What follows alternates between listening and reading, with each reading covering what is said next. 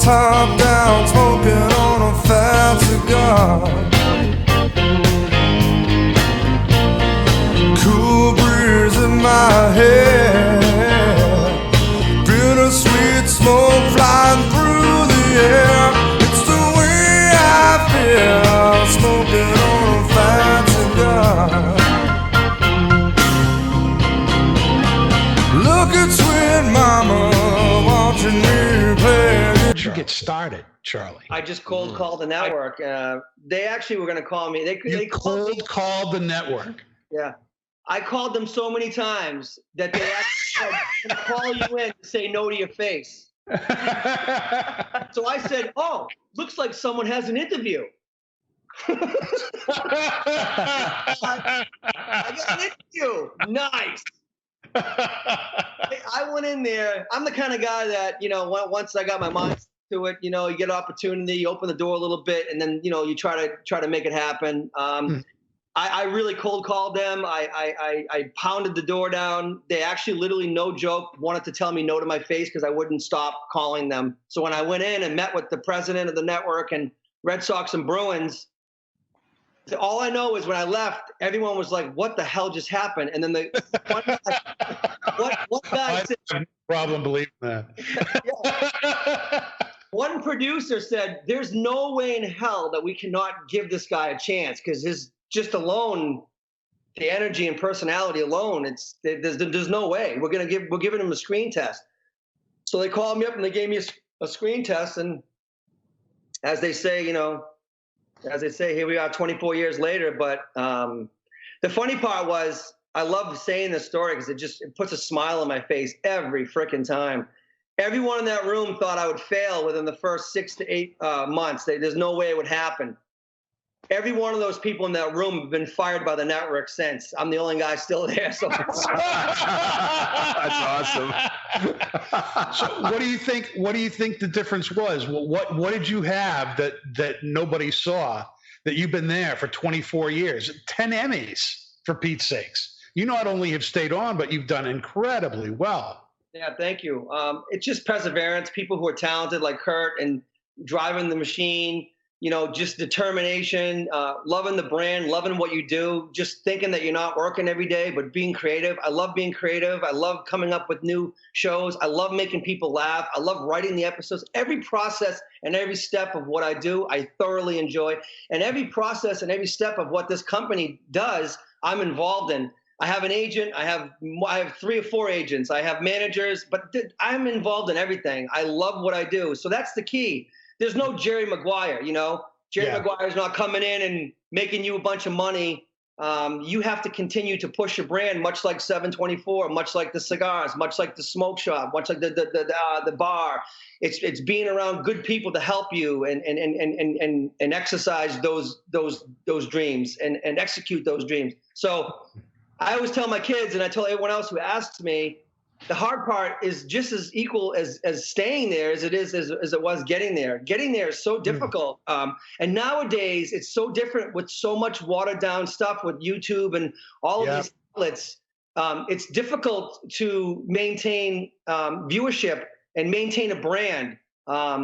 So I'm proud of the fact that I'm a brand and I've maintained that. And I'm also proud of the fact that I'm not really satisfied with one iota of where I'm at. I think there's a whole future of where to go. So that's what I strive on, getting to the next level and keep on moving.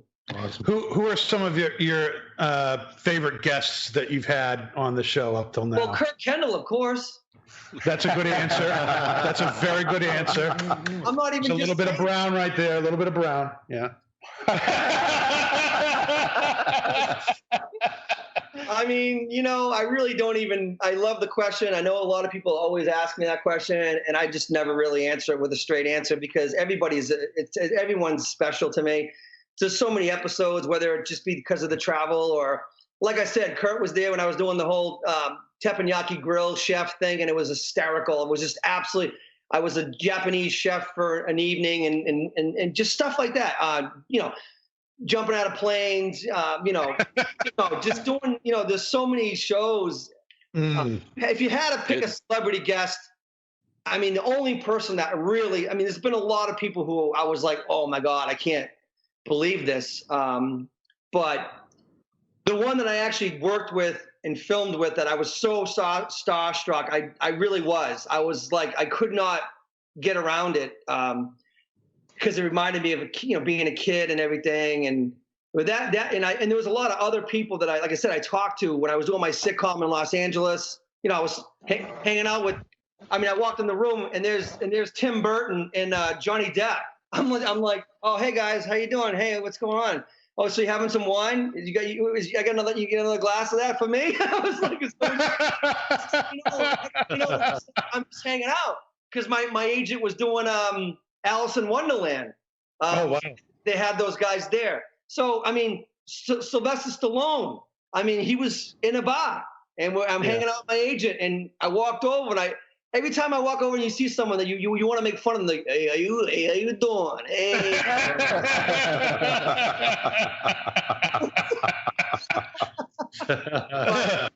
The one guy that I worked with, not to leave you hanging on this, and I think that you'll see why, I could not get around it, was Adam West. Adam West, Batman. I did Adam West. Unbelievable.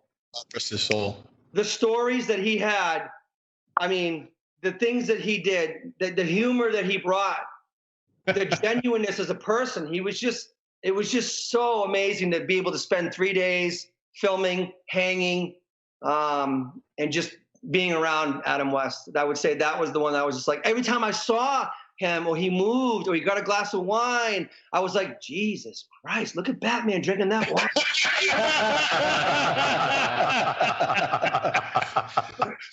Let me ask you this, looking forward, who are some people you would love to have on your show? That's a good question. Alive? I mean... Well, yes. I mean, dead people can't fish. I know. I'm proof of that, So, I mean... I mean, I don't even think about it that way. I mean, I don't. I always try to really honestly think about the concept of the show and how cool it would be.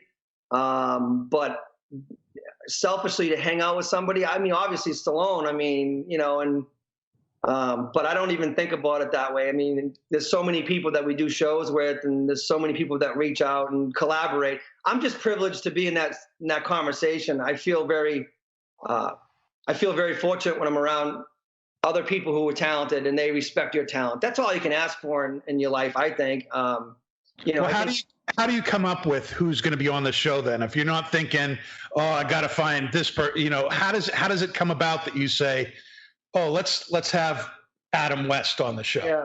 Organically, usually. I mean, usually they watch it on TV, whether it be Ness and Amazon, ESPN, whatever it was, and they would tell their agent, like, oh, I want to be on that show. Like, like Hulk Hogan. Like Hulk was watching it in Florida, and he's like, I want to hang out with Charlie Moore, and I want to do something that with him. You know what I mean? So it's just organically. You had a golf event, you're hanging out at Twins, and someone comes in who knows somebody. We probably get about, I would say, 5,000 emails around the world that people that want to fish and do a show with you, from a local firefighter to, a mayor to a governor. I try to stay away from the political side of it because I can't handle it myself, let alone the viewers. Now, one of the things that, I've been smoking cigars for over 20 years, and one of the things that always seems to come up is fishing and cigars. It seems to me it's just one of those, it's a marriage made in heaven or something. And watching your show, that's certainly true for you. You got cigars that you're smoking every freaking episode, and every it seems like every scene there's a new cigar with a different color band in your hand. Yeah. Like you say. Now, is that cigar smoking there? Is that for you? Is that like keeping the bugs away, or is this part of the process of your show? Like you're saying, it's not really about fishing. It's kind of creating an atmosphere where you can get these people in a place that people don't normally get to see them in, and you get to really get comfortable with them, and they open up in ways that you just don't see on normal talk shows or lifestyle shows. Do the cigars help with that? Or are they more just keeping the mosquitoes away, or just feeding your addiction? It's twofold. We live in a funny world now. And like, it's twofold. It's funny you bring that up, because I'm the only guy on TV who's smoking a cigar, and I've been the only guy for many, many years as far as this type of show. I mean, whether it's a movie or whether it's a, that kind of thing, that's different.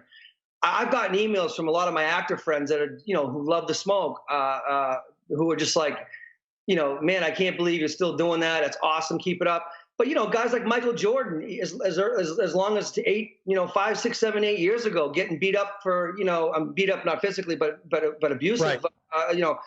For being on the golf course, smoking a cigar. They're not letting them on the course smoking a cigar. I don't want to go down this road tonight on the show with you and be all Debbie Downer, but, Americans are just giving away their rights to do just about everything. I mean, I don't even know what people are thinking. We're just a big land of friggin' snowflakes and a bunch of friggin' turds walking around like you're robots. So with me with the cigar and this is kind of personal, and I don't mind bringing it up. I don't want to get too far into it though.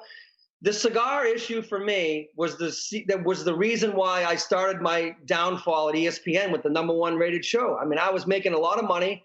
I had a #1 show, and then the president of the network called me on the phone and asked me to stop smoking cigars, and I said no. And he said, if you don't stop smoking cigars, we're not going to renew your contract. I said, I'll tell you what, I'll make a deal with you. You have all the Major League Baseball players stop chewing tobacco in the dugout and putting that on Sunday Night Baseball, and I'll stop smoking cigars. Yeah. So right there and then he said, you're fired. I go, I'm fired. Good, fine. I had a 2-year contract left, but they shelved me. So I got shelved, even though they paid me. The whole thing started because of the cigar smoke. Wow. So I still smoke the cigars on the show. I try to do it. I don't do it. I try to slow it down just to scope, not because of the fact that I don't want people to know that I smoke cigars.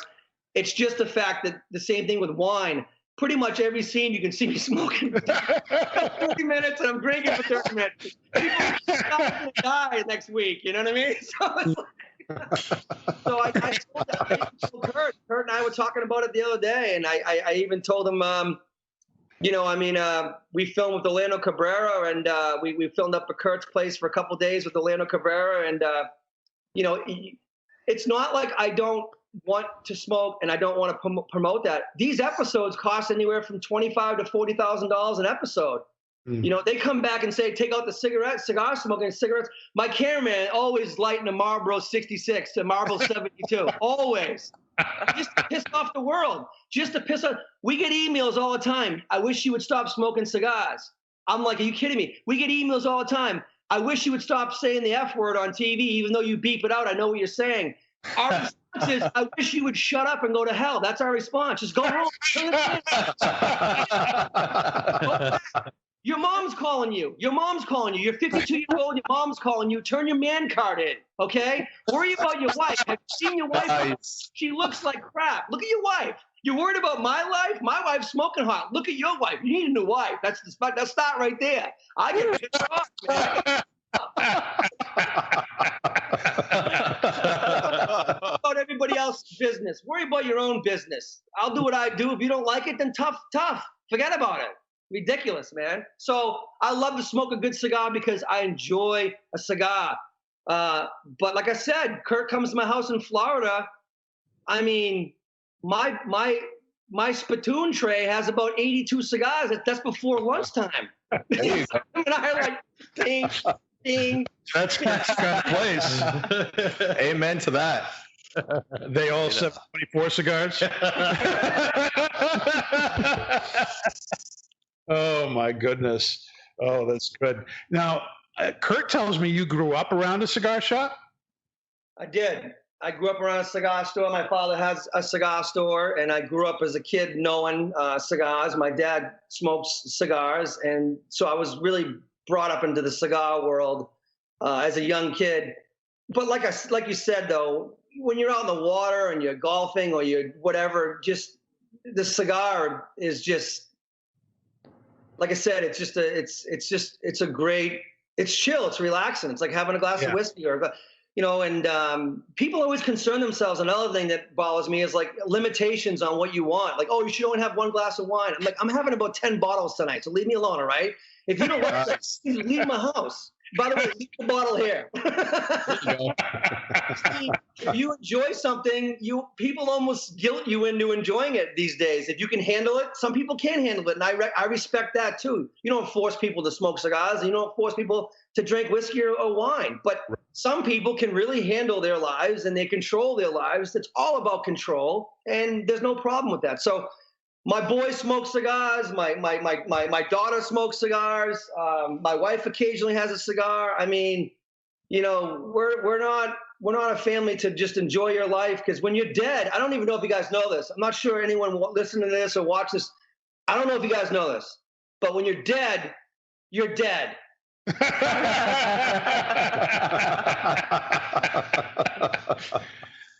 We're getting really deep here on Not Just Blowing Smoke tonight. When you're dead. Did you know that, Bree? He's not wrong. He's not wrong. He's definitely not wrong. Kurt, do you agree with that? Absolutely. You're dead. Yeah. I think we're unanimous, folks. Oh, my goodness. Enjoy the life that you have now, because you never know what tomorrow's going to bring. Especially lately. Right. Abso-freaking-lutely. Now, when you're doing a show like yours, Charlie, you've got all the people off camera that you're not seeing. You got your guests on.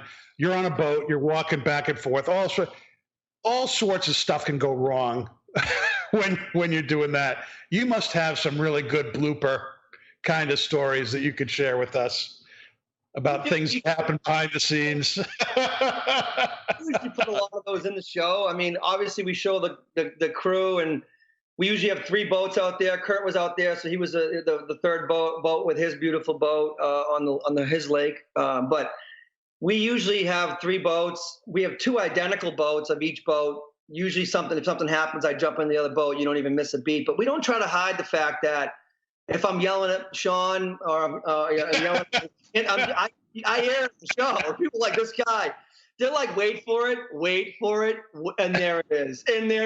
So it's kind of like, it is. I really can get intrigued by people who think that I'm acting, or they think that this is not really my personality. I get a lot of that, and people that think they know me, there's a million stories, but you know what? Like we just agreed on, I'm not going to die whenever I do die and be like, man, I wish I had a little bit more fun. I just really think America right now needs to shut the hell up and just have a little bit more fun and just relax, tone it back. Stay in your lane, bro. Stay in your lane and relax. Nobody is having fun anymore. Remember when we were kids? And remember you watch TV and you watch Happy Days and all you were concerned about was the font? Yeah. Right? I watched Jack Tripper. He was gay. I was okay with that. I mean, I'm fine with it. Three's Company. I mean, come on. I mean, everyone loves Chachi. Come on. I mean, I just think America just needs to have more fun. And the one thing I'm trying to do is, and I'm going to do is, like I said earlier, when Kurt does his job, we talk about it all the time. You know, we just, like he says to me sometimes, he's like, man, I don't even feel like I'm working, even though I've got a lot and I'm working. It's like, that's the best thing about life, when you can enjoy it like that.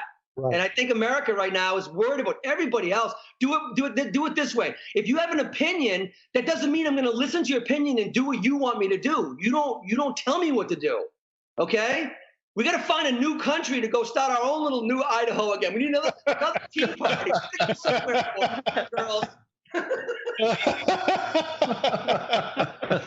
Now, has any of this stuff with the COVID-19, has that affected your show at all, as far as being able to record stuff or have guests, come on who can't, or, how has that made things difficult, if at all, for your show?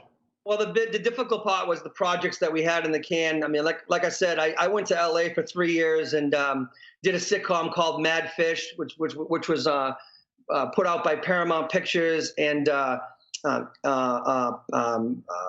Fox bought it. Ultimately, I did not like the deal, believe it or not.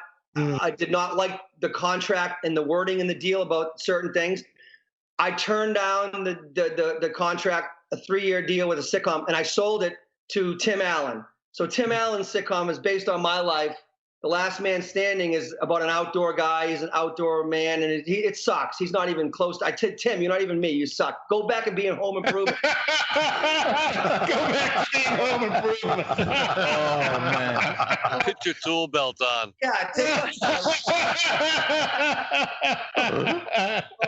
And he's had a good run with it because he's so vanilla. He's so middle of the road. He knows exactly how to play it. He doesn't piss off anyone. He doesn't upset the apple cart, and he just plays vanilla right down the middle, which is fine. So he's had a good run with that show. I'm happy for him. It's made me a lot of money, and I didn't do anything. So, but that's not what it's all about. But what it is all about is I do 2 shows. I'm not sure if you're familiar with them. I do 2 shows for the NHL, and I host one of them. They're both my shows with the Boston Bruins and the NHL. I do Behind the Bee, which is with Dennis Leary. So that's my show that I created with the Boston Bruins and Cam Neely. And I do Bruins Academy, which I also host that show, and it's my show that I created with Cam Neely and the Bruins and the NHL. Those shows have been deeply affected by COVID-19.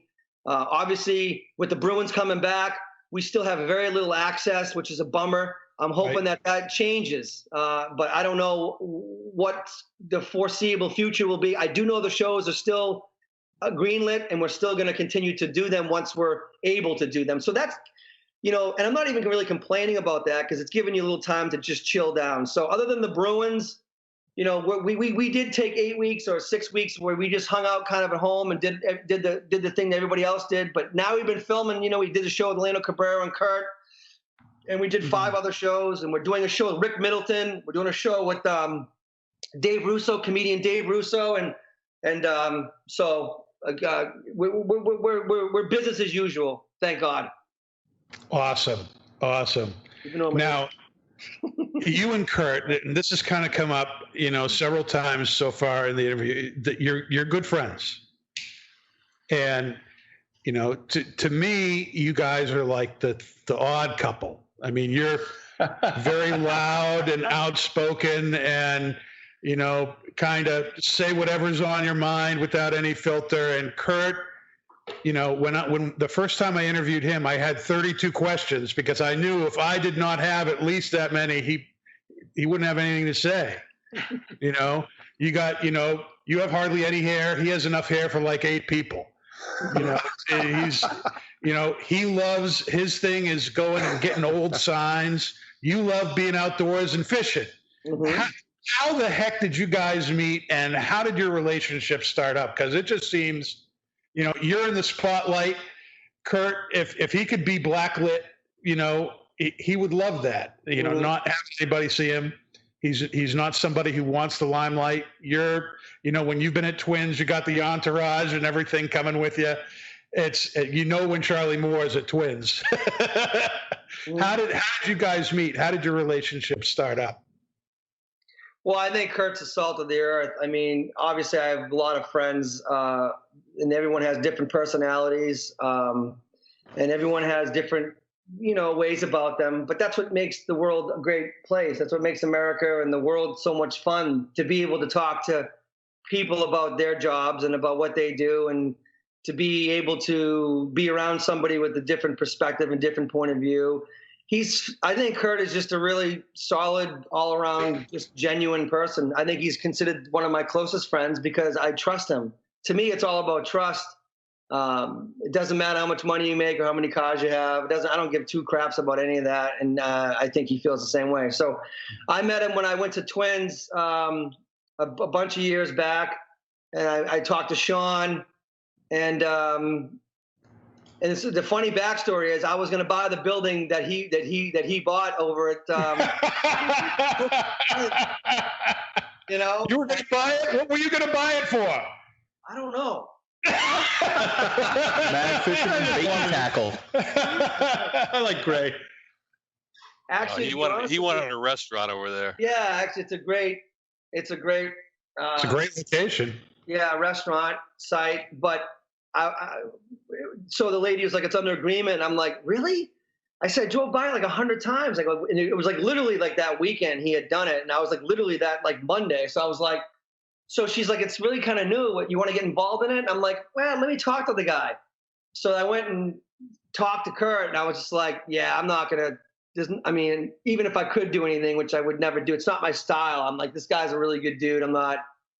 I mean, he beat me to it, and good for him. And he started talking about what he was going to do, and I was like, oh man, that's total spot on. I mean, I can totally see it. So, but we got along great, and like I said, I think that opposites attract in so many different aspects. But I think that he's just a really genuine person, and he can get going for sure. He can have fun, and he can cut up the rug, and we've had some real fun times going to the Bruins games with him and Jen and my guys and my wife and my boys, and we got the big party bus, and man, we have some good times. Yeah, we kill it. Kurt cutting it up look like? I'd like to see video of that. I tell you what, if you go to Amazon, and I'm not just pumping my show on Amazon, but I think Amazon season 4, the first episode is, if you go to I think it's the naughty list. Or I think it might be that holiday special that we did. The holiday special. With Tony the Elf, my son Tony the Elf. Kurt has the best line in that whole thing when he gets asked, "What's your favorite holiday movie?" And it was just, people die when he gives the answer. It's hysterical. So I think it's the first episode, Mad Fish Bash of 2019. I think it's called that on Amazon Prime, season 4. You watch that, and he has a line in there. You know what I'm talking about, Kurt. It was a stitch, total stitch. So what did you say, Kurt? You'll have to tune in and watch it. See, this is not cutting it up that I was looking for, Kurt. I want to see you cutting it up.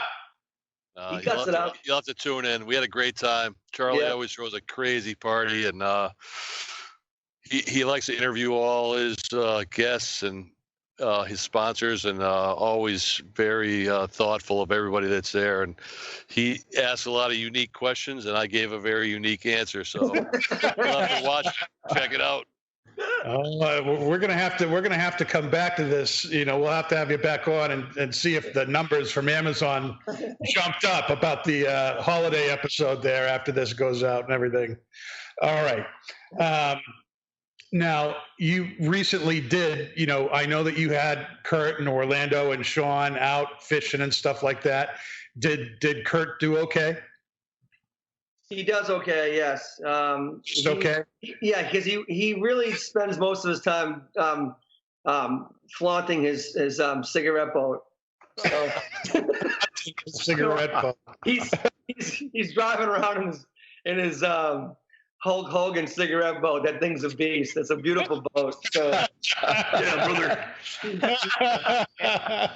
So he's just what a beautiful day that it was as far as the weather, and everybody couldn't have been nicer, and it was just a great spot. A lot of fun. Fishing was really good. The time constraints were a little bit, it's like I said, the whole COVID thing. It is changing a little bit of the filming schedules as far as, we do try to jam a little bit more in because people don't want to hang as long or spend 2 or 3 days. So hopefully that all frees up when this thing starts to move away, because it's getting a little old. But we had a great time just the same.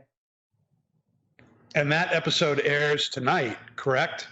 No, the episode we did tonight, I mean, usually the episodes are 6 to 8 months out. So when we film in June, it'll be December. We usually have 8 to 10 episodes in the can. We have a team of editors. We have like 4 teams of each team has a show assigned to them.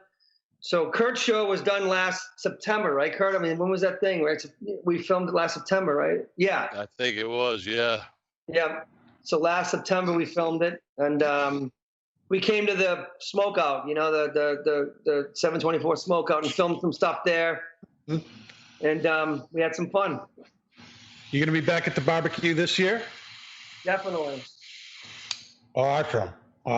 Not just because contractually I have to.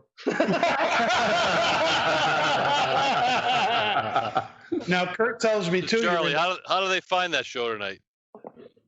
Tonight it's on Nessun. It's not on Amazon. It'll be on Amazon season 5, which will probably drop in January or maybe by the holidays. Usually we try to have 2 launches a year, which is brutal, but because it's brutal. But that's what we try to do. But tonight's on Nesson. It's on every night of the week this week.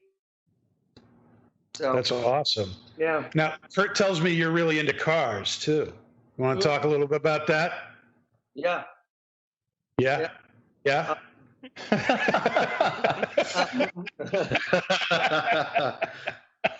got a Chevy Chevette. He's got a killer Ford Focus. Yeah.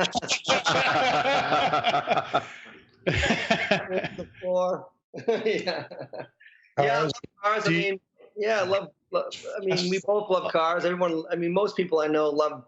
They got some sort of hobby, right? I mean, so I'm a big car guy. I love a lot of different styles, and I just love that.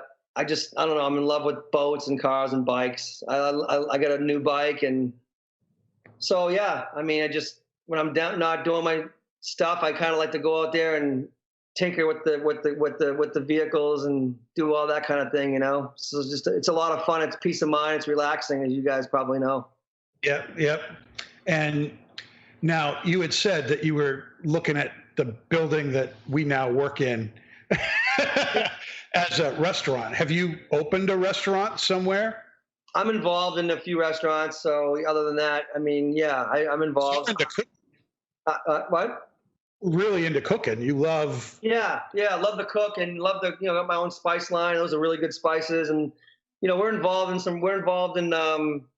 three or four restaurants, and just kind of like invested in, I don't know if I'm going to open up like my own restaurant, just because I'm not ready to be a maitre d' and talk about the glory days just yet. You know what I mean? So, people hey, that's the guy that used to be on TV. Hey, that's the guy that used to be I'm not ready for that. I'm not ready for that, just yet. It's a very hands-on business, but with the right people, it can be very rewarding. But I'm not ready to open my own, even though it's been talked about many, many times with big groups and big restaurant groups and big investors. And I just sometimes want to focus on what I'm doing. So that's my plan right now, is just to keep on doing what I'm doing, and let the doctors be doctors and the nurses be nurses and the cops be cops and politicians be politicians. But it's so funny because every actor wants to be in a rock and roll band, and every rock and roller wants to be an actor. So it's like every actor's like, I got my own band. It's like, okay. Oh my! Now we're getting just about to the end of the cigar here. I want to go around and ask people what they've been thinking about the Factory 57 here. Bree, what kind of experience has this been for you? What kind of tastes have you gotten? How did you like it with the pairing? Yeah, I think people always go into Factory 57 expecting it to be a little bit bolder than it actually is. Not in a bad way. I was expecting it to be a little bit more peppery, but I was pleasantly surprised that it actually rounded up very well. I'm a huge fan of the 1874 series, the Connecticut series. Haven't experimented much with Factory 57. I feel like the pairing itself is a self-fulfilling prophecy. It's our 724 Select Barrel, 724 cigar, meant to be pair made in heaven. So yeah, I'm definitely getting like undertones of pepper, and then the bourbon is kind of adding an extra spice. Paul, what about you? What are you getting? The Factory 57 to me is one of my favorites in the 724 line, because the Nicaraguan jalapa wrapper really brings out a lot more spicier flavor and richer aroma. I think it's going great with the High West. The High West has that nice spicy sweetness, getting a lot of spicy sweetness from this cigar, some nice earth, really, really smooth. I agree with Bree that it's not very powerful at all. I think a lot of palates can really appreciate this. I certainly do. So I think it's a fantastic cigar. Nick, what's your favorite thing about this cigar? It's ridiculously smooth for a medium plus cigar. Most of the medium plus cigars that we do offer in our walk-in are going to have some pepper. They're going to be strong. This one, being as medium plus body, it is unbelievably smooth, super rich, little earthy, some leather, no spice, even on the Retro Hill, no spice. And with the pairing, it is an unbelievable pairing. You get that little sweetness on the drink. You get that with the cigar a little bit. It is an unbelievable pairing. I love it. And this is my go-to in the Toro. It's awesome. I love the Factory 57. Yeah, Factory 57, the Toro is my favorite size in that line too. Dave, do you have any thoughts that have not already been given? Not really. A man, a few words. An honest man. Who knew? Well, I'd echo what people have said here. I think people, expect this to be a really kick you in the face cigar, and it's not. It's very smooth. And one of the things I love about it is this really nice, deep sweetness on the finish. And which just goes incredibly well with the bourbon.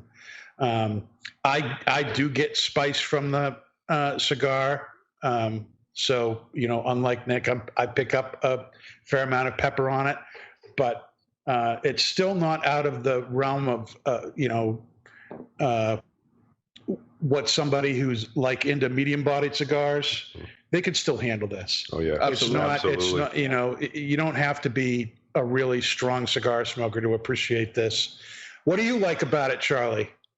I like the fact that one thing that people really talk about, like creatures of habit, they always go to the same cigar.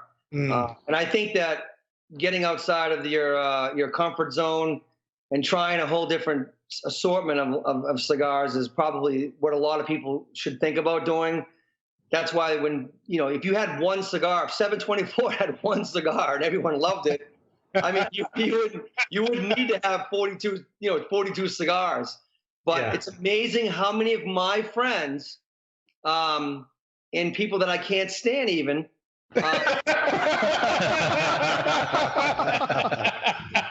it's amazing how many of them smoke the same cigar over and over and over again. So my advice, obviously, like I said, the Factory 57 is, I mean, I smoke it 4, 5, 6 times a week. I like the WK wrapper probably a little better because the lighter one, I tend to go way light because I might have like 2 or 3 in a day or 4 or 5 in a day, So, and I think that people need to try some different flavors and different sizes and different blends. Funny backstory, real quick, funny backstory.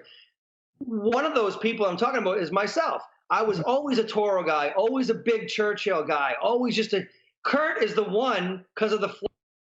You brought all those little cigars, Kurt, and I started dipping into your stash. And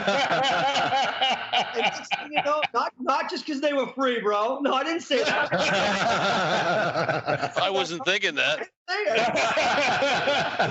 Not saying that wasn't totally involved in that, but I started to smoke those little ones or whatever, the Corona, the Corona Lanceros. Yes, and I'm like, man, I was like, yes, okay, and then I started to really change up that the size of the cigars and have a nice little variety of mix. But I do like the cigars. It's kind of like a bottle of wine. It's so funny, right? Because all cigars are not created equal. All bottles of wine are not created equal. So it really comes down to preference. Mm-hmm. But yeah, it's a great cigar. That's why I smoke it. So, Kurt, what's your favorite thing about the Factory 57? You know what? I'm on the same page as Bree and Nick. This cigar, basically anybody could smoke this. It's rich, it's full flavor, but it's any palate could enjoy this. It's not too strong, it's not too mild. So a lot of the cigars we blend, we try to blend to every palate. We like it so it's flavorful enough for the guy that likes rich, full-bodied cigars, but also smooth enough that a mild smoker will enjoy it. So that's how we blend a lot of these different series of cigars for our brand. Awesome. Now, I normally do a segment on the show called Pastor Padron's Cigar Confessions, where I kind of talk about my cigar pet peeves, but I want to turn that around and I want to ask you guys, what is your top cigar pet peeve with people? People who smoke them. People who smoke them. They piss me off. Yeah. I can totally see Charlie Moore taking a picture of himself with like 8 cigars in his mouth in front of a non-smoking sign. Oh, I did that. I've done that so many times. Of course you did. I got in trouble. I go into rent a car and it says the rent a car, you get to do the show, right? So the crew picks you up when you travel. And they got that big sticker and it says no smoking. And I always go like this. I go, and it comes out and there's me with a big puff of cigar. And I get hate mail. Oh, so you're the guy that rents the car and smokes cigars in the non-smoking vehicle. Yes, I am. Yes, I am. This guy right here. You should see the hate email. Okay, I'm sorry to cut you off, Father. I'm going to hell anyway. I'll save you a seat, okay, bro?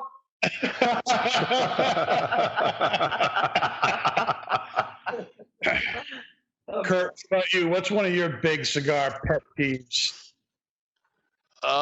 Probably, like Charlie mentioned earlier, people are so already have a judgment on what they like when they haven't really experienced other things.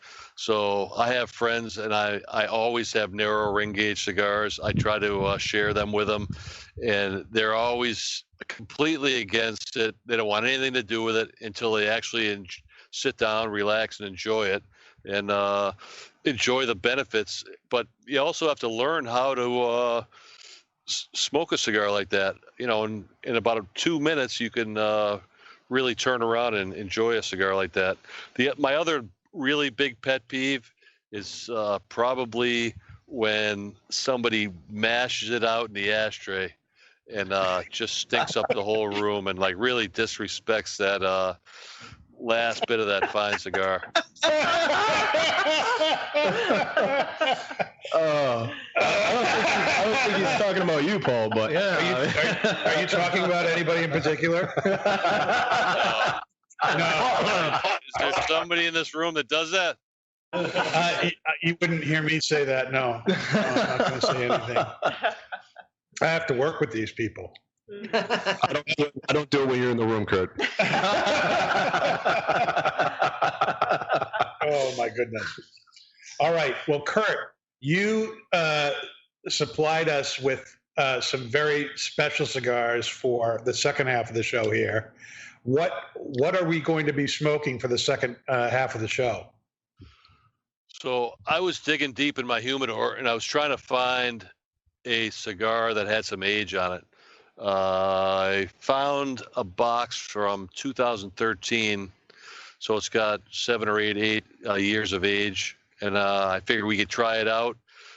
It's the original blend. It's the 724 size, which is Corona Gorda.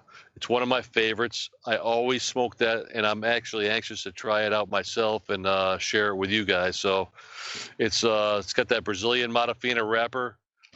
The normal characteristics of this is very nutty, lots of cedar tones, and it always has a nice white ash. So I'm hoping that we enjoy that situation right now. Well, we're just taking him out and lighting him up. Now, was he able to treat you, Charlie, with one of these? Yes, I'm going to try to move locations here now that it's stopped raining. So bear with me. I definitely want to dive into this one. You're a man. Smoke in your house. Yeah, I don't want to get my ass all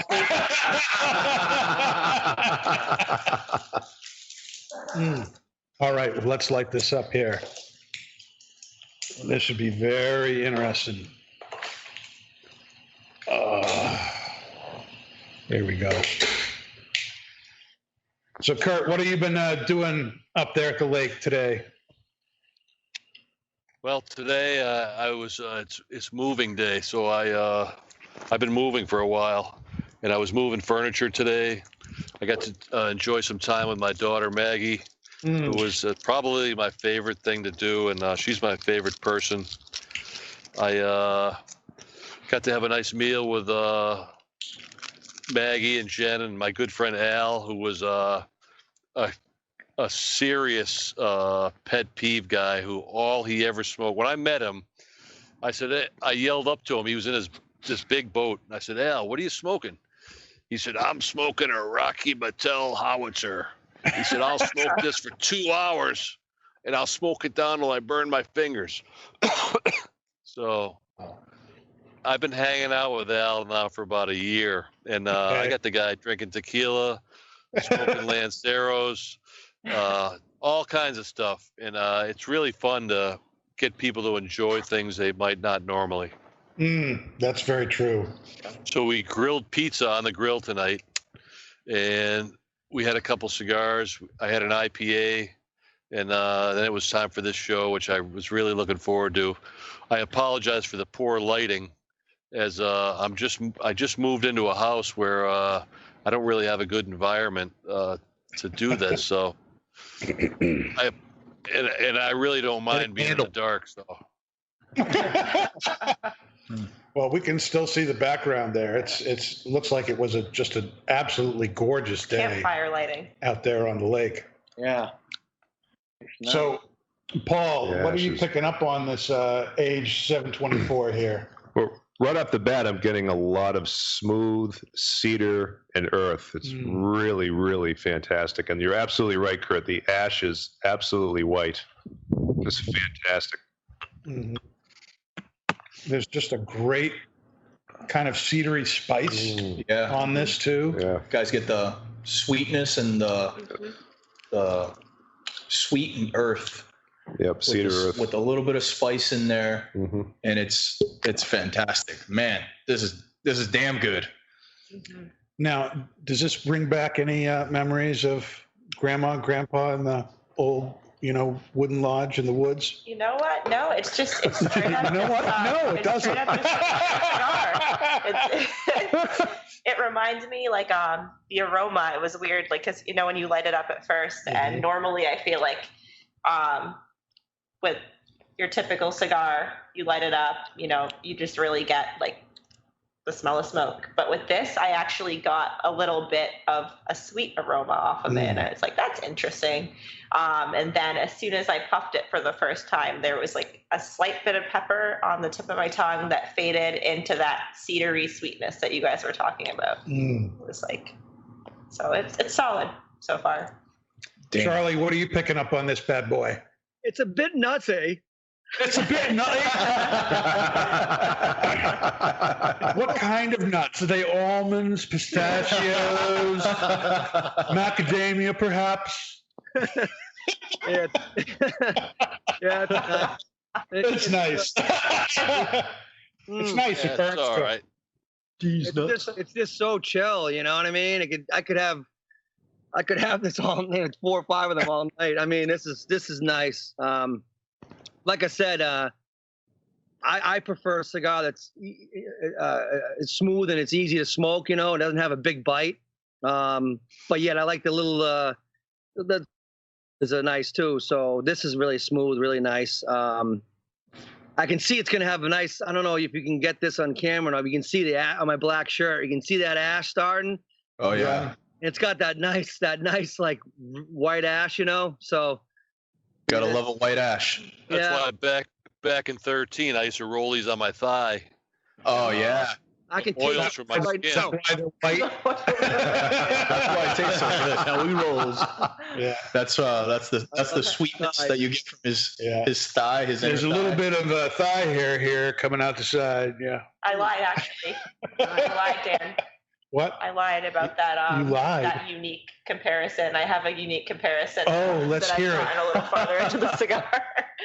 I was noticing the retrohale a little bit, and it reminds me of that like vintage Cracker Jack popcorn that you get like in those novelty stores. It's like delicious, like sweet, and you get that like caramel and like a little bit of like salty sweetness. That's what I'm getting on the retrohale. So that's my unique comparison. I'm almost getting on the retrohale, Danny. I'm almost getting almost like a sweet molasses that you would get from rum, like a well-aged rum. You kind of get that deep, rich sweetness in there, which is really nice. I'm a big rum guy, so that for me is just yes, you are perfect. a big rum guy. I'm a big. That's what Bree's saying. Bree's talking about the Cracker Jack has the same thing with the caramel, right? The caramel had the caramel flavor. Oh yeah. Now, let me ask you a question: is it caramel or is it caramel? Caramel. Caramel. No. Definitely caramel. It's caramel. Is it Aunt Mary or is it Aunt Mary? Aunt Mary. Aunt Mary. Definitely Aunt She's not an Mary. aunt. Aunt Mary. Oh my goodness. All right, now in a few minutes, anybody who's watching live, I'm gonna give an opportunity to read some questions for Kurt, Charlie. So if you have anything that you'd like to ask, put it in the comments, and we'll read them off in just a few minutes here. But I got some questions for Kurt here. Oh boy. Look, I could get into the whole thing about you wearing a pipe shirt when you haven't smoked a pipe in like a million years. So I thought you I'm liked not. that, Dan. I'm not. Yeah, And I love these guys at Briarworks. Very nice guys in Columbia, Tennessee. Yep. We brought in their pipes. I bought one myself to try it out, and it's a really good smoking pipe. I'm real excited about them. We're looking to have them come up and do a show with us. But it's funny. I asked about them coming up in the fall, and as a company, they had decided not to go and do shows until next year. Oh. Wow. So the earliest they would be able to come out would be like January, February. And even that might be a little bit iffy for them. So it'll be interesting to see, but it's really affected a lot of these businesses like that. We've been fortunate to have, it's one of the great things about this format, doing the Skyping, is that we can have guests on the show who normally would not be able to be here or don't need to travel to be here. It's great. It's, you've been there with your daughter. Charlie's at his house. I'm actually in prison right now. I'm actually in prison, but if no one needs to know that. No one needs to know. I hear that. That's a nice jailhouse that you got there in the background. That's perfect. Now, July is 7/24 month at Twins. Wow. Do you want to talk a little bit about that, Kurt, and what specials are going on with the 7/24 cigars this month? Well, typically across the country, we try to pick a few select retailers to do some special 7/24 events on 7/24 that year. A lot of times it falls right on our trade show. So it's been very difficult in the years past to get our sales reps and the stores involved because they're always in Las Vegas. But this year, with no trade show, we decided to continue doing the 7/24 promotion, and we're doing it in New Hampshire in our own retail store. So it gives people an opportunity to buy a lot of 7/24 cigars and potentially win some crazy prize packages. So we're giving away a bunch of stuff. You guys know more about that, the exact details, than I do, but it's just a fun time to get people involved with the brand and have some fun. Paul, you want to talk a little bit about the specials that are going on at Twins for 7/24 month? Yeah, so it's all based around box sales. So if you come in and buy a box of 7/24, we'll give you a 5-pack of 7/24 cigars. Factory 57s, right? Factory 57s for now. That's correct. If you buy 2 boxes, you're going to get a beautiful Candesa lighter. What is that? That's an electric lighter. We actually have them displayed at the store. A lot of people, come in there and say, "Gee, what a great looking lighter!" But this is your chance to come in there and actually own one. And you'll also get a 5-pack as well. For anyone who buys 3 boxes, you'll get a swag kit, a 5-pack, but also a general admission ticket to our 23rd annual Smokin' Blues Barbecue. Ooh. So come on in and check it out. We've got some great deals going on all month long. Yeah, and people I think we're also giving away with those purchases. You get a ticket or tickets to win, and we're giving away 1 box each of every series of 724, and then 1 bottle each of our barrel selects that we've made in Mexico from Herradura, High West bourbon. We have Jack Daniels from Tennessee, single barrel, and I think there's a couple more, but it's an opportunity to win that prize pack. That's correct. Yeah, it's in the 2-box and 3-box deal. You get a chance to win that. It's actually 4 boxes of 724, each one of the lines, and 4 bottles of your 724 liquors. And on top of that, you can upgrade for $30 to the VIP ticket, which is definitely the way to go if you get the 3-box deal. Absolutely. Yeah, I think we're doing a 100-box deal too, where if you buy 100 boxes, you get in an entry to win your own show on Charlie Moore. I got to tell you, that's a tough ticket to get. I know. What happens when you win, though, Kurt? And the winner is Kurt Kendall. Oh, again. Lucky. Oh my God. Hey, I have been lucky enough to win that because Charlie's been gracious enough to film at our shop many times at my home and include us, including our staff. It's I always am very appreciative of that, Charlie. So thank you very much. You're welcome, and thank you very much. You have a great, you have a great staff. Your brand is very easy to promote. I love telling people about it. So many people, especially from my friends, and I would say from New York up. I mean, I can't believe how many of the cigar shops in New York and South Carolina, North Carolina have gone away. I mean, one of the oldest shops in North Carolina, South Carolina, Charleston, South Carolina, right downtown Charleston, right there. It was there forever, and they closed about 3 years ago. So really, it's easy to promote 724 brands. The fact that you have a killer lounge, the fact that the back deck is just killer for people who want to get out, get some fresh air, and it's just a great location right up the highway. Whether you're going north and south, it's just so easy to promote. I always tell people all the time, because we get a lot of people who want to, advertise. They call the network, they call my agent, they call people. The best type of branding that you can do with a company is one that just sells itself.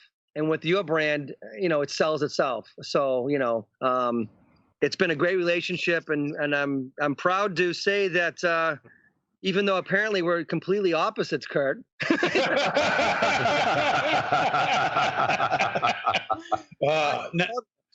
been meaning to talk to you, Charlie. All the people you send in, and they run tabs on your tab. I got to settle up with you soon. How come I didn't know about that? Yeah.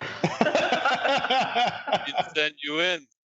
I see how it is. Now, all right, just for that, I'm going to ask you a hard question, Kurt. Ooh. Here we go. Now, one of the things that I have always wondered about the various 724 lines, the original, the WK, Hustler, and Factory 57, it's not uniform across each line what sizes are offered. 724 line, I think, has 8 or 9 different sizes. The WK has 5. The Hustler has 5. Why the variance in different sizes? Why not make each blend with, each size of what am I trying to say? I don't know. Why not have the same sizes in each line instead of different sizes or less or more sizes depending on the line it is? You want to talk? I'm sure there's reasons for that, so I'd love to hear. There's a lot of reasons, and it's actually a little complex. But originally, when we came out with the 724 brand and we brought it back to the market, we were focusing on the original series. So originally, we came out with 5 sizes, which at the time were the Grand Toro, Torpedo, Churchill, 724 Corona Gorda, and I don't remember.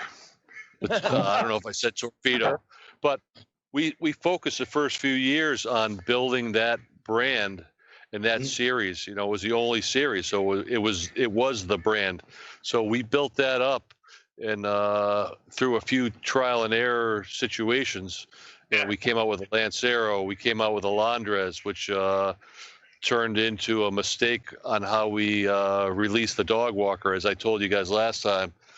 We came out with that Gagger size, which is a 60, with the popularity of bigger ring gauges and a unique experience I had in Rhode Island. So after that, as we came out with new series of cigars. Tell us about the experience, please. My bad, bro. So after that, as we sure I was there with you, wasn't I?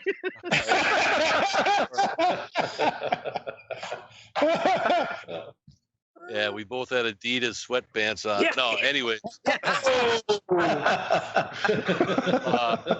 As we came out with new series, you know, selfishly, I wanted to come out with the sizes that I like to smoke, the narrower ring gauges. But I recognize that in the market, what really sells, number 1 is Robusto and Toro. And then number 3 coming in with the popularity of the bigger ring gauges was that Gordo or 660. So the Gaga. We couldn't keep coming out with Lancero and everyone and all the sizes we did with the originals, plus with all the FDA rules and you know, all the stuff that's going on politically right now. We really don't have the ability to do that. Right. We have released some, and we are coming out with a few new sizes in the Factory 57, which have been out a little bit in some test markets. But there's a Churchill coming out and a Torpedo coming out in the Factory 57. And then in the Hustler, there's a double Corona and I think a Lonsdale is coming out. So those are new cigars that were going to be released at this year's PCA show, which unfortunately was this week and canceled. But because of the situation with travel and the factories being closed, we weren't able to release those as planned. So they'll be out a little bit later in the year, hopefully, or even at the beginning of next year. Wow. Okay. Well, that's something to look forward to, though. I would love to see a Torpedo in the Factory 57. That would be, I think, fantastic. Yeah. Kurt, have you found any really cool signs lately? I really haven't. I always have my eye out. You really haven't had your eye out. You haven't been looking for signs? No, I'm always looking for signs, but the opportunities are much slimmer now. It is one of my favorite passions and hobbies. You should do more fishing. Yeah, but they're hard to come by right now, and there's so many people out looking for them, and the values have gone up so high that everybody and their brothers out hunting signs. You know, with all the popularities of these TV shows and American Pickers, which is coming to New Hampshire soon. I've You gonna be on that show, Kurt? no. You should be. I did throw my name in the hat because they were looking for people to showcase, but I haven't heard from them. I did have a nice meeting with Mike Wolf a few months ago when I was at Briar Works, And the gentleman that owns Briarworks brought me over to meet Mike because Mike has a big shop in Columbia, Tennessee. Yeah. And Mike was very gracious. He cooked us some hot dogs. He showed me around. He really took the time out to, share the craft together and the hobby. So it was really cool. That's awesome. Now, Paul, you have some news that you want to read for us tonight, right? Going on in the industry here? Yes, and before I get to that point, Kurt, I just want to show you what a wonderfully constructed cigar this 2013 724 is. I'm stacking some serious dimes here, my friend. Nice. Yeah. Got about awesome. At least 2 inches here. The burn has been razor sharp. The ash is white as can be. It's phenomenal. Thank you very much for allowing us to have it tonight. Well, thank you for the Placencia family for making that, and they do a spectacular job. And that's the goal of this blend was everything you just said. It's a nice firm cigar. It draws perfect. They burn razor sharp, and I love that white ash characteristic of the Matafina. Now I'm going to try to juggle the cigar and keep the ash going while I read this. All right. Let's play some circus music. Yeah, there we go. All right, so score one for the cigar and pipe makers and the consumers who love them.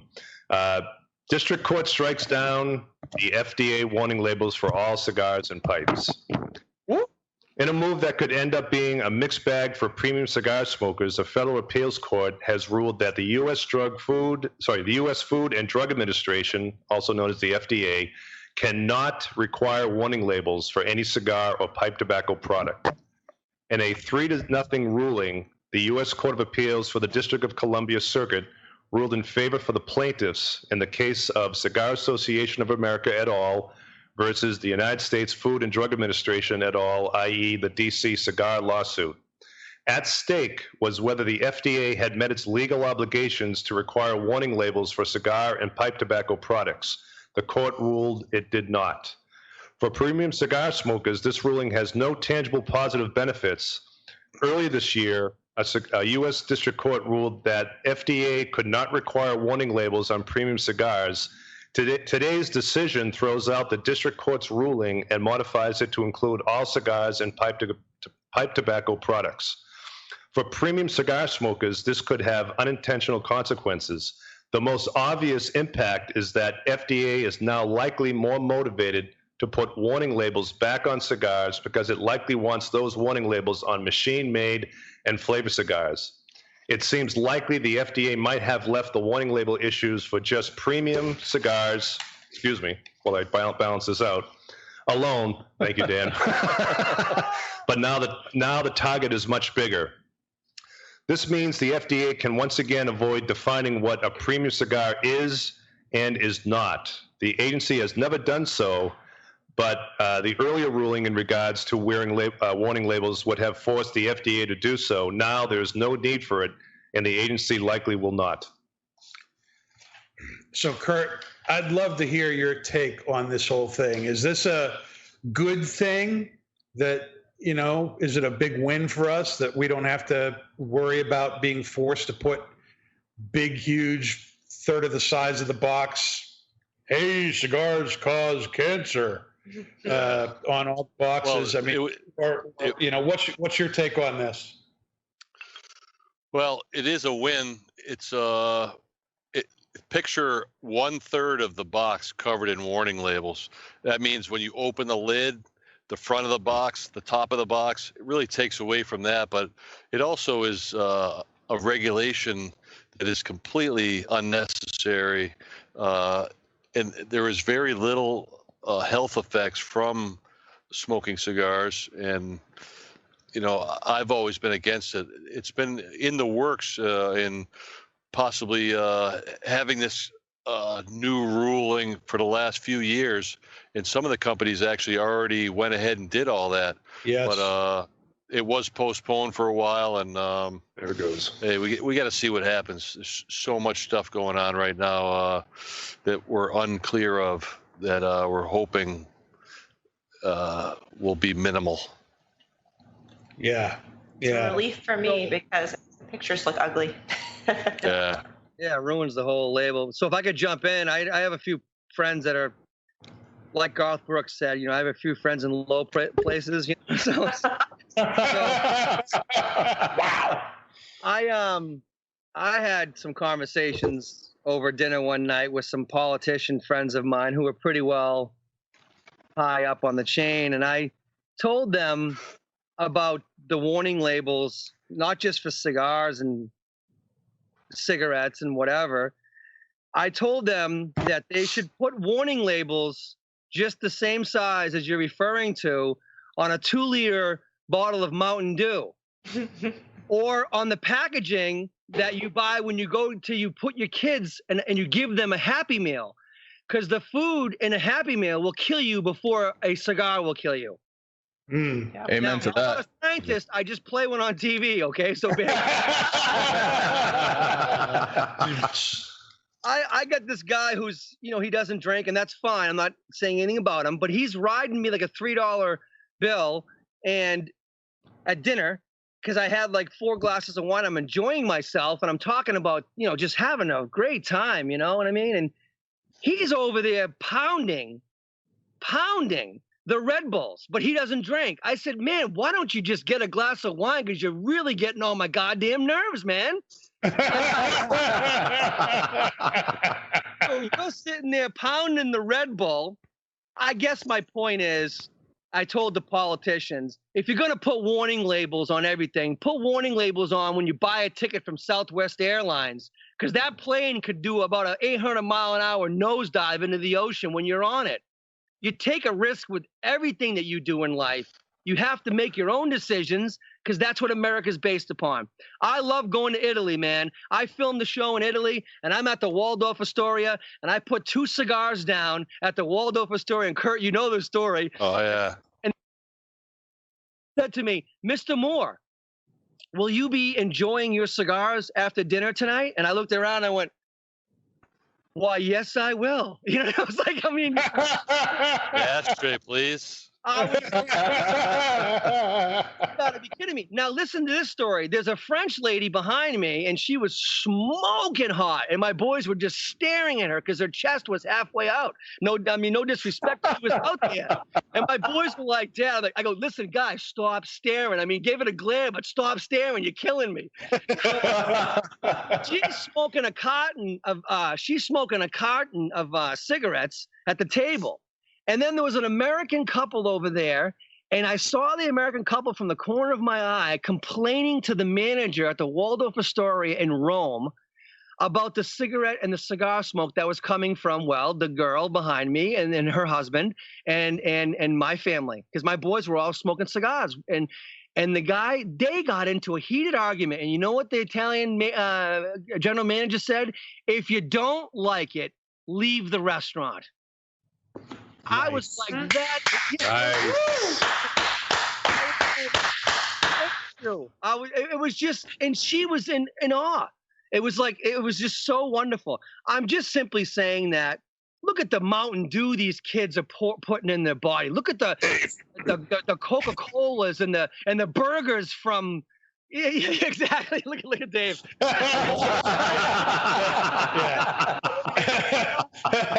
Yeah. And the mac and cheese. Hey, Kurt, listen, you eat that mac and cheese too.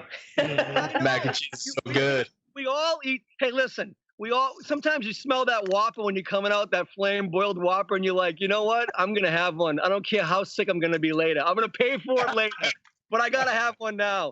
At some point, you have to make your own decisions. And a warning label for people who smoke cigars, to me, to put it respectfully, is like giving gun owners more legality and giving gun owners more laws. You're not passing laws for the gun owner. The criminal is not going to listen to any law that you pass when you have guns.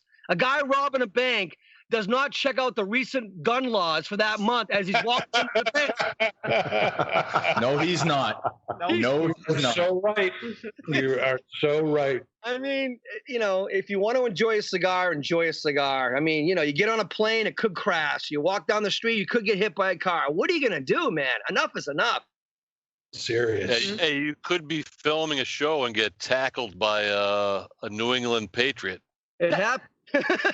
Yeah, I know. Now you have to share that story. Well,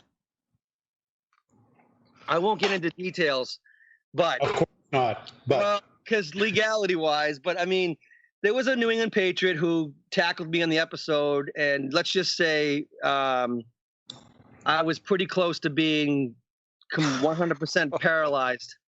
Oh man, really?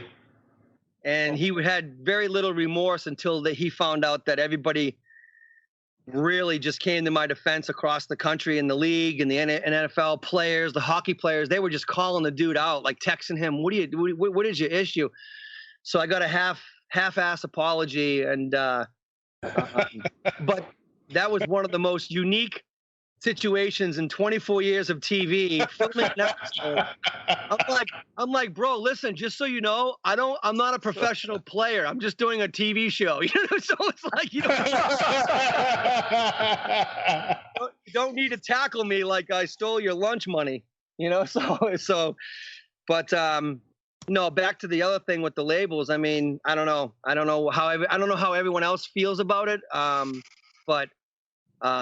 And look if you do some research, and believe me, I've done it, because just sometimes I just like to see what happens when they got rid of the Joe Camel, they got rid of the Marlboro Man. Remember the little Marlboro Man? Right.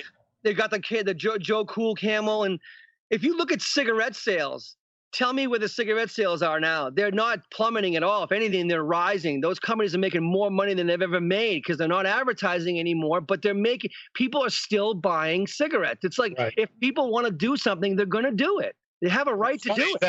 That was basically the rationale of the ruling, was that the court said you haven't shown any kind of proof that putting warning labels on the cigars is going to cut down on people buying cigars or inform people about the dangers of cigar smoking.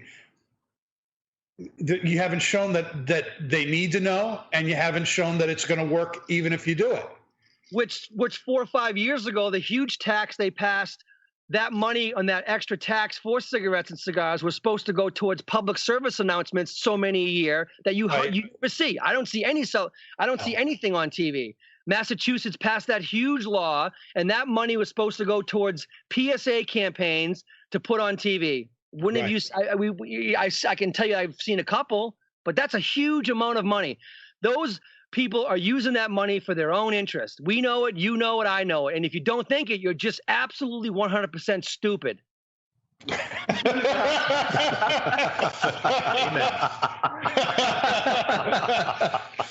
I think one of the reasons Kurt likes you so much is you say all the things that he wants to say, but just don't say.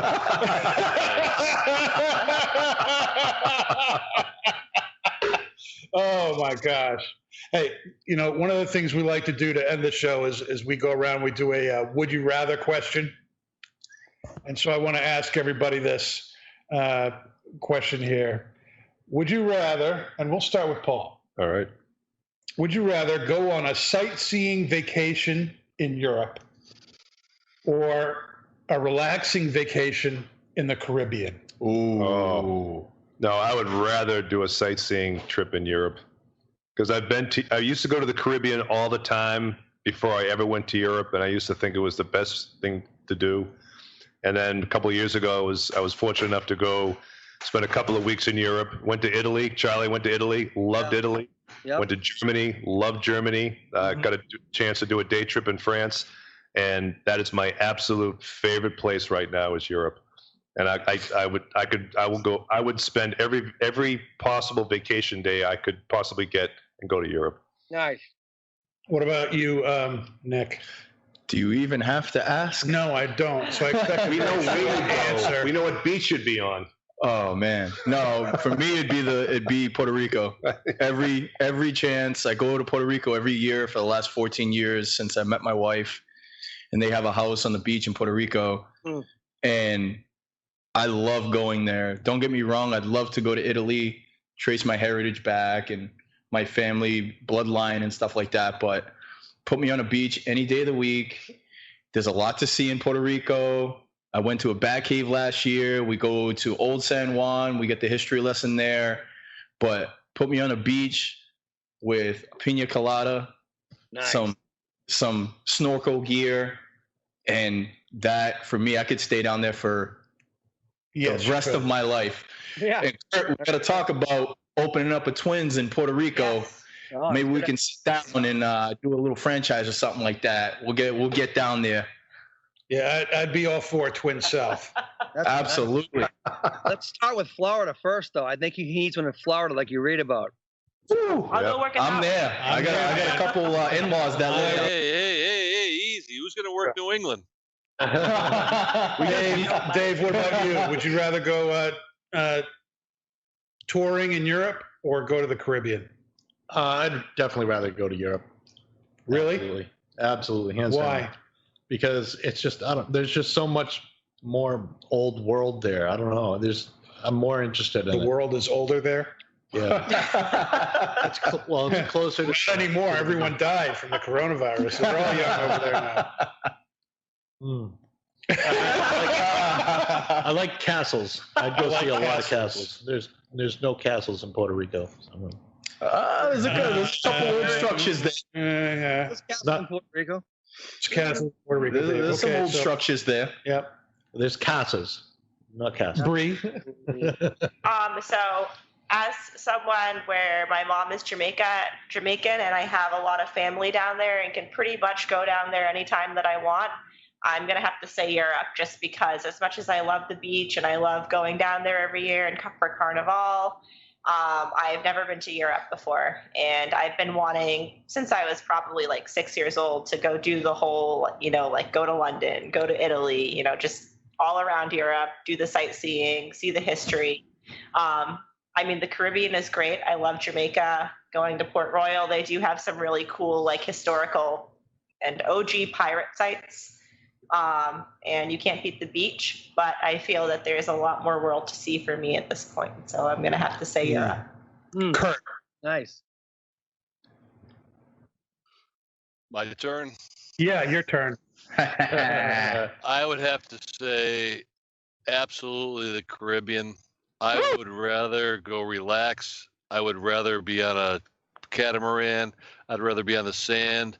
I'd rather be eating fresh fish. I'd rather be just completely chilling. I'm not against going to Europe or one of those places, but vacations like that to me aren't necessarily vacation where you relax and, recharge. So if I had my choice, it would definitely be the Caribbean and then fly directly to Europe.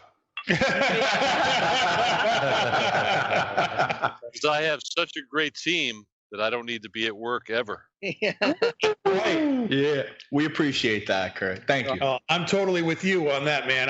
I'm a Caribbean. I'd love to go there. I have not been yet, but yeah, I have. And my wife was born on St. Croix. She lived there the first part of her life. I would love to go down there. I hate the winter. So Europe gets a pass. The Caribbean gets the thumbs up from Drone.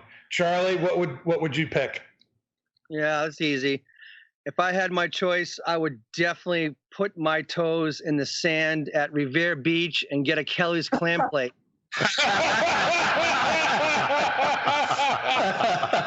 And a needle. Revere Beach. Out of all beaches. Yeah. That's the beach, man. That is. He's definitely from New England. Yeah, that's for sure. I told Kurt a long time ago, and I will do this, and he's on my list, and he knows what I'm going to say next. There's no question about it in my mind. I totally agree with everybody and what they're saying, and I value everyone's opinion and their point of views, and I totally get it. But I don't really engaged in my work that much. I don't really ever tone back any opportunity to just relax. But the one thing that I'm going to do before I die, I'm going to grab 5 or 6 couples, and I'm going to get a probably 150-foot or 12-foot yacht, and I'm going to fly to Italy or Rome, and then go on the boat and have a privately chartered boat to take us through the islands on that 112 or 125-foot yacht. Have the food cooked for you, have your own private boat, and you just cruise up and down the islands with 5 couples. Now, the only drawback is that we will be filming this for a 2-hour Charlie Moore special. Well, that's how you get to write it off. Count me in for that right there. Count me in for that. Right? I'll be all in right there. You just found your 5 couples. There we go. I'm in. I'm all in. And your sponsor. Yeah. Oh, that's great. But those islands down there, I filmed down there. I went to Panama twice and filmed. I went to Colombia. I was talking to Orlando Cabrera. His family's from Colombia, and I'll tell you right now, my wife is Italian, and I'm Greek. I'm Greek Orthodox, and my wife's Italian. My family's from Albania, and the Mediterraneans, the Spanish, all those people in the islands, they're great. They're so nice. They're such great people. And I'll tell you right now, the food is it's unbelievable. It's like nothing you've ever had in the States. Everything is fresh fish, it's fresh vegetables, it's fresh garden, everything. I mean, it's just apps. And I will say this, I don't know if it's the sulfates or what. You cannot find a bad bottle of wine anywhere, from Panama to Italy to Greece to Albania. You cannot find That sounds like a show. Just the food alone, just going to those the food carts and the food trucks and the side carts and the pastas and the fresh fish. Everything is such fish. It's another misconception when people think about Italy and Greece and whatever. Italy and Greece, 70% of their diet is clams, fish. People think pasta. It's usually fresh clams on a pasta or a nice white fish on top of a pasta or whatever. But I'll tell you, Panama, man, and Colombia and Italy, the food I had over there, it just makes us look like we're weak over here. Like we're a step behind, man. Like we're a step behind in America, man. We really are. So anyway. Well, final thoughts on this 2013. If you can find it, buy it. If you can talk Kurt into getting you one, grab it, because Jesus, Mary and Joseph, it's delicious. Excellent cigar. Thanks, Nick. Everyone's going to ask me now. Dodge everyone. Well, like you said, you don't ever have to be here, Kurt, because we're so good.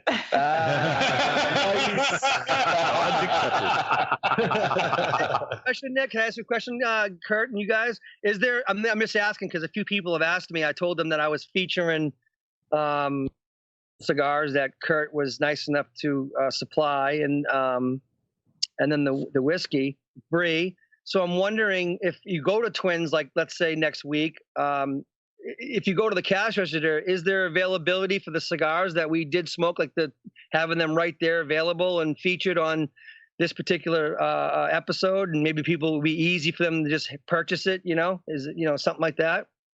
So we did actually, we transferred up a small humidor to our bar of 724 cigars, and we kind of swap out which lines we have up there. I think for the moment it's kind of new, it's kind of experimental, but pretty consistent still. Yeah. So yeah, I think we could definitely transfer up specific lines and kind of have a little blurb that we put out about, being featured on Not Just Blowing Smoke. And yeah, like Paul, you've transferred up some recently too, I think, right? Yep. Exactly. Yeah, because I'll tell you right now, I'm not going to lie to you. The matchup that we got going on tonight, and I'm not just, no pun intended, not blowing smoke, but Oh, no offense taken. this whiskey is killer. This whiskey is like it's got a great flavor. A funny little backstory here. I was over at my daughter's house, my son-in-law's house, and I was babysitting our grandson. And of course, my wife is an amazing mom, and she's handling that. I'm on the phone, and all day long, I'm walking around their house, and I'm aimlessly just trying to find something to do. I'm playing with the little guy here and there, but you know how fathers are. You know, they don't really care. So I'm just walking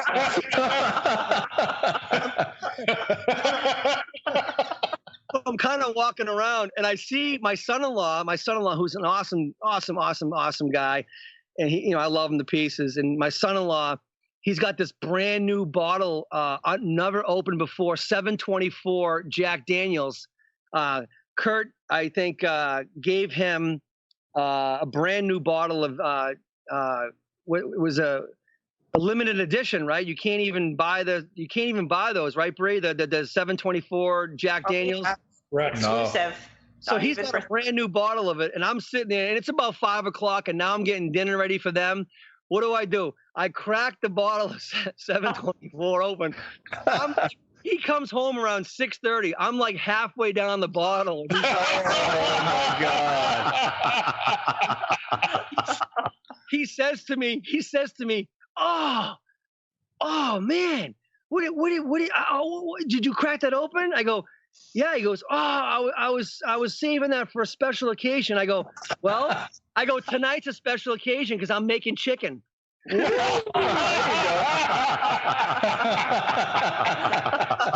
Oh, that's awesome. So we killed the bottle. So he's like, you got to get me another bottle from Kurt. But I think my son-in-law would really enjoy. He loves Manhattans. And Bree, you talked about this feeling and tasting like a Manhattan. And really, I got to be honest with you, it has all the makings of that, and it is definitely delicious. Yeah. The High West is my favorite barrel select that Twins has.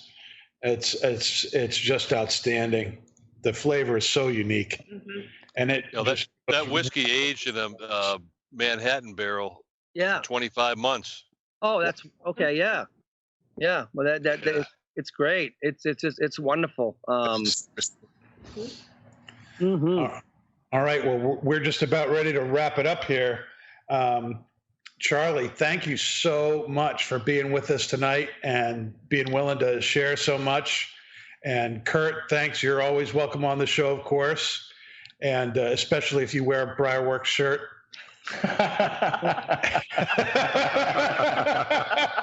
That smile. He does look like a gnome, doesn't he?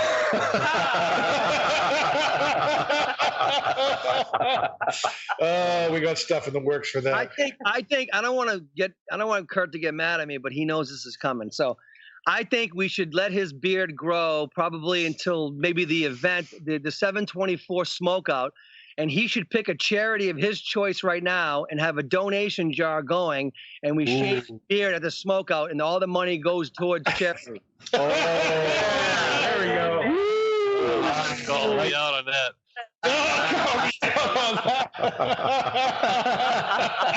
Whole show, not one beard comment. Well, guys, next week on the show, we're going to be smoking the Don Lino Africa Punda Milia, which is the Toro size cigar from Miami Cigars. And we're going to be smoking the Gawith Hogarth Black Irish X pipe tobacco. That's going to be some good, strong stuff. So you're not going to want to mix. Well, Kurt may want to miss next week's, but no one else will want, because it's really going to be good. But guys, thank you so much for being on the show. This was really fun.